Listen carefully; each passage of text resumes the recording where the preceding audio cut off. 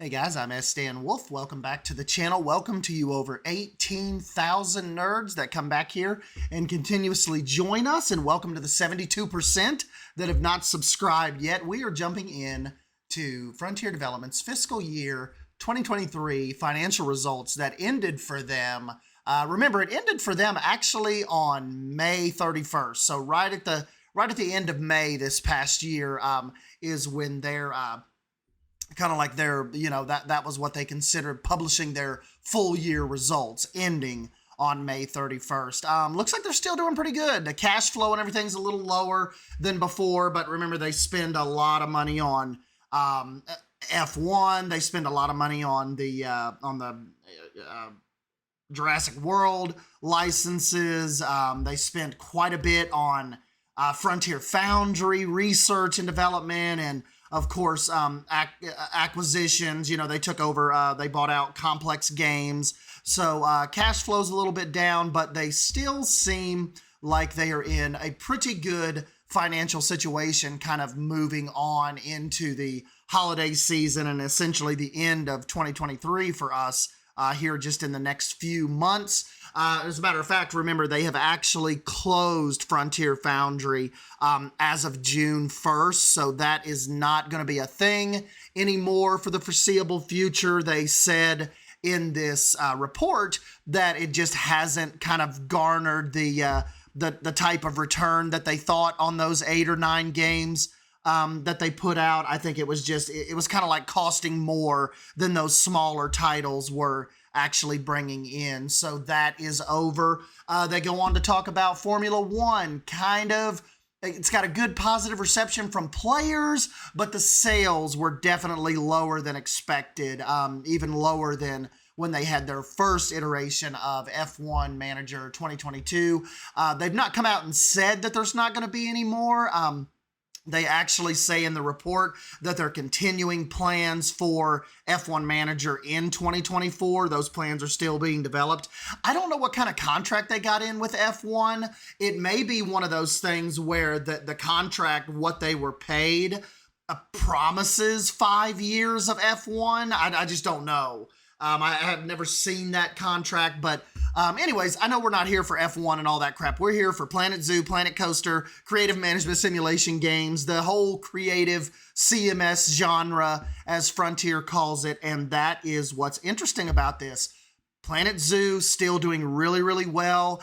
I don't necessarily see any verbiage about like they did in the last interim report. Remember when Johnny Watts came in and said that paid DLCs are planned into the future? I don't really see that here, but I don't see a reason that it would stop either. Specifically when we know, based on the verbiage of this, with the first on track to release in fiscal year 2025, their newest creative management sim, that basically means for us June of next year. So there's not going to be any new releases as far as creative management sims go, aka the Planet universe, when it comes to Frontier. It appears do not look for any release on that front, most likely until at least June of next year. But the kind of bombshell that they dropped in this earlier today is it's not just one, but it's 2.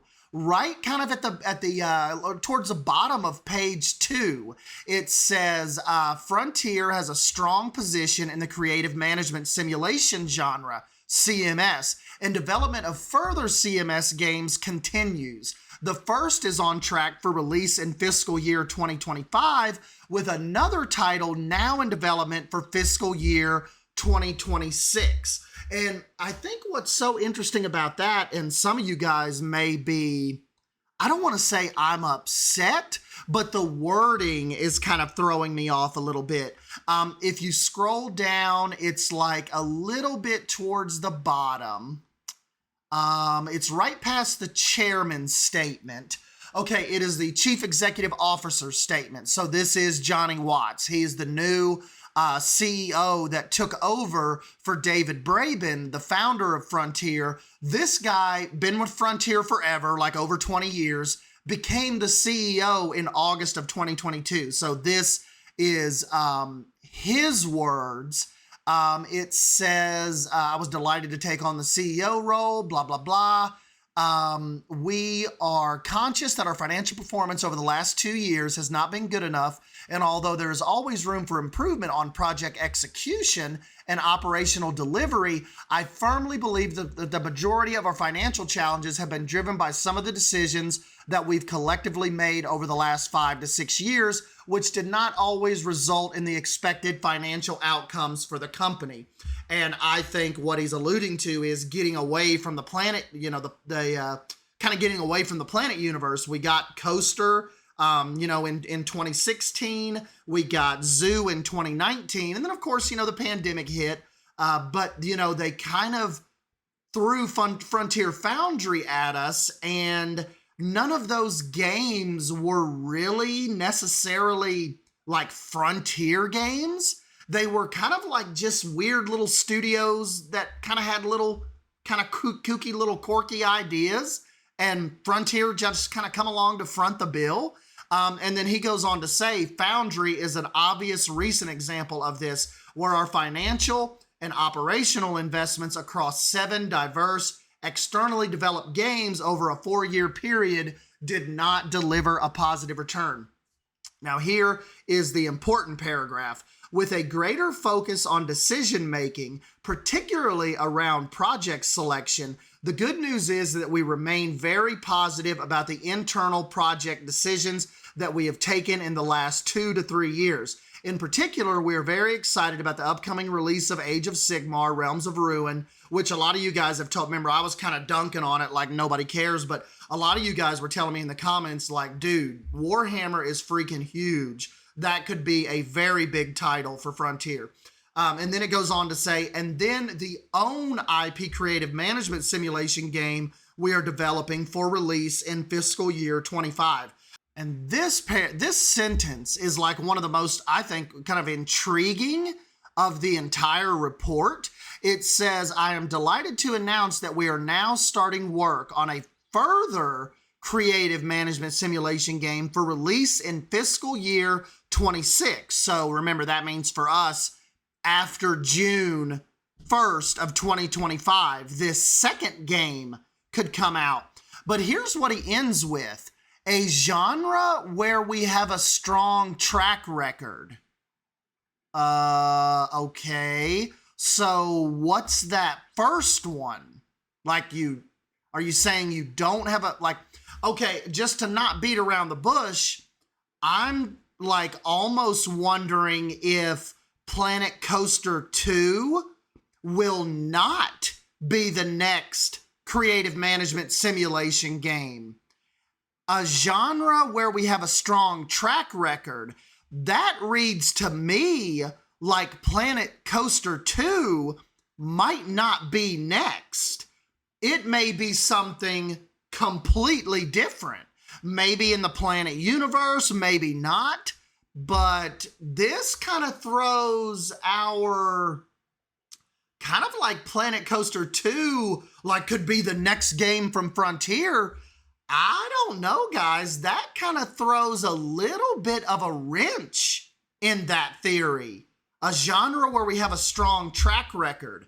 That leads me to believe that that is what's being developed for 2025, and the 2024, which is coming up next June, could be a completely different creative management simulation. So you guys will have to let me know what you think on that. It was, like I said, it was a pretty standard, kind of vague financial report. But that was kind of a bomb here. They are working on 2 creative management simulation games. So, yep, I guess just let me know what you think. That's like the big nuggets that I've pulled out of this. And, yeah, I kind of want to get your thoughts on that. How do you guys think that reads? To me, it 100% seems like Planet Coaster 2 may absolutely not be next. So I don't know, maybe we should mentally prepare ourselves for that and it to be a totally different IP creative management sim coming from Frontier next year. So anyways, guys, yeah, thank you for stopping by and hanging out with me. Let me know what you think down below, and I'll catch you in the next video.